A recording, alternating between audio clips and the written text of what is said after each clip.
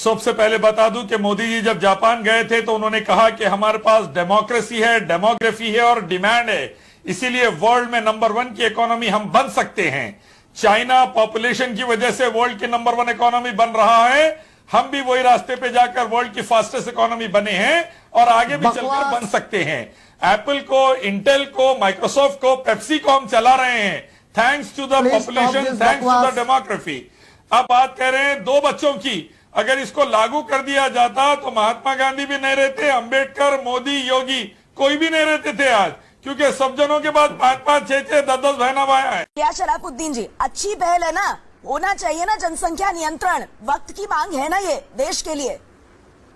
Neha, Narendra Modi ji prime minister Japan गए थे तो उन्होंने कहा था कि हमारे भारत में डेमोक्रेसी है, डेमोग्राफी है, डिमांड है, यानी पॉपुलेशन है, डिमांड है, इसकी वजह से हम 21st सेंचुरी में $5 ट्रिलियन इकोनॉमी बनने वाले हैं।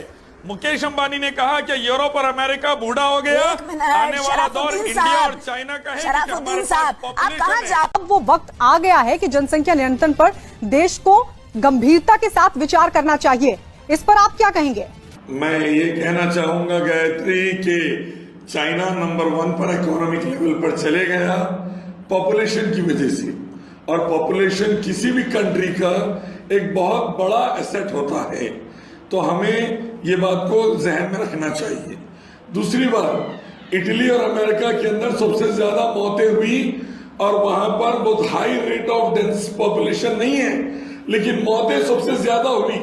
रीजन पता चला, शराब और तंबाकू का इस्तेमाल इम्यून सिस्टम को वीक कर देता है, और वो शराब और तंबाकू के इस्तेमाल से इम्यून सिस्टम वीक हुआ और वायरस ने उन लोगों को ज्यादा मार दिया।